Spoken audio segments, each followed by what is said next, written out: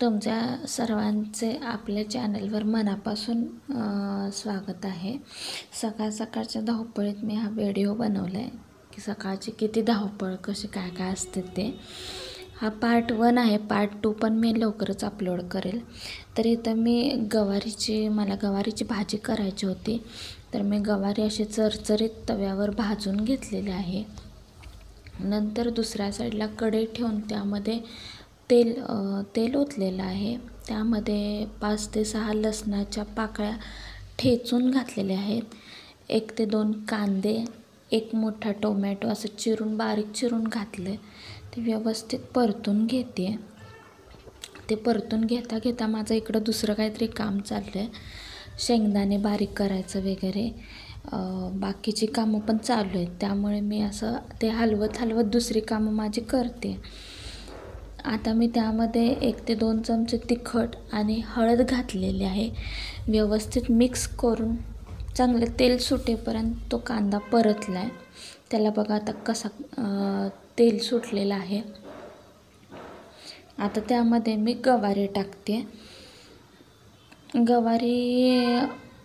देशी गवारी खूप महाग होते त्यामुळं मी ती बंदरी गवारी घेतली. बंदरी गवारी असल्यामुळे ती लवकर शिजतच नव्हती. देशी गवारी आवडती पण काय करणार, गवारी खूप महाग होती आणि पैसे पण जास्त शिल्लक नव्हते. पण गवारी खाऊ वाटत होती म्हणून घेतली.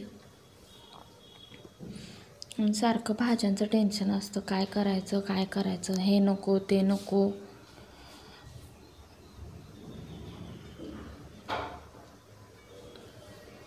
इथं गवारीमध्ये चांगलं पाणी टाकले मी. ताटावर आधी पाणी ठेवलं गरम व्हायला. मग तेच पाणी आता मी गवारीमध्ये ओतणार. इकडे गवारी शिजेपर्यंत मी कणिक मळायला घेतली. रोजच्या आमच्या 7 ते 8 चपात्या लागतात आम्हाला, 2.5 जणांना. आम्ही दोघांनी अन्वयला. पण आज जरा रात्री मी डाळ खिचडी केलेली ती शिल्लक होती. ती सकाळ आम्ही नाश्त्याला खाणार होतो. म्हणून मग आज फक्त 5 चपात्या लागतील एवढीच कणिक मळलेली. ही चांगली अशी कणिक मळून घेतली मी. नंतर तिला तेल लावलं आणि मुरत ठेवलेली, भिजायला ठेवली कणिक. त्यानंतर मग मी गवारीची भाजी बघितली.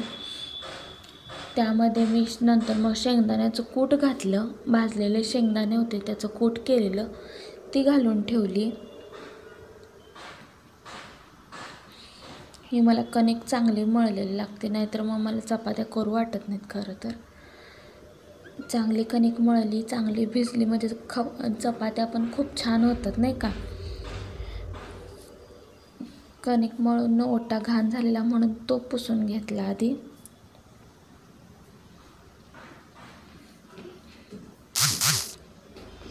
इकडे भाजी बघितली.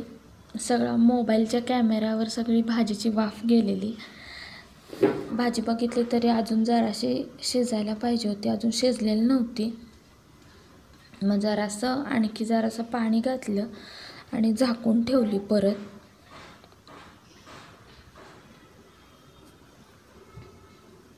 आमच्यात तर मिस्टरांना ही भाजी नको ती भाजी नको असं खूप त्यांचं चालू असतं.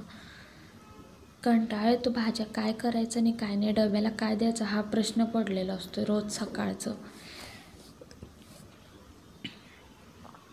गॅसवरच मी पाणी तापवते. इकडे भाजी बारीक गॅसवर शिजू दे म्हटलं आणि मोठ्या गॅसवर इकडं तवर आंघोळीच्या पाण्याचं पातेलं ठेवलं.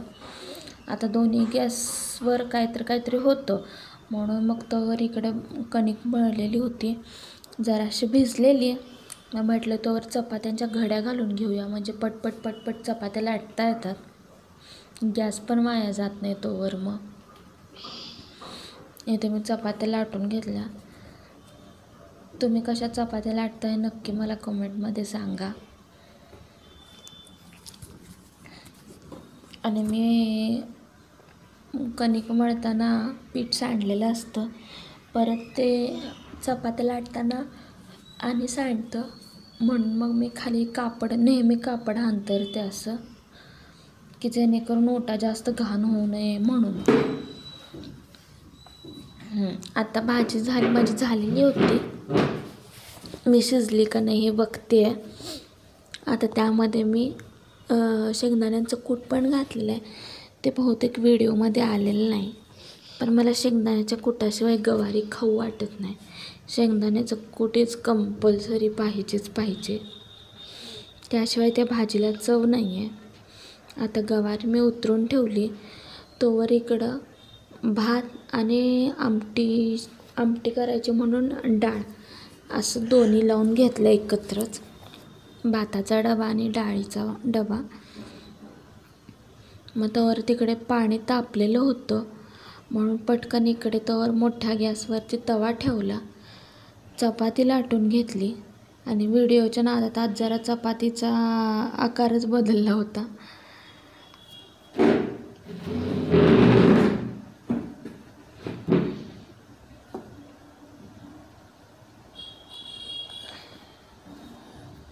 वाकडे तिकडे आज जराशी झालेली.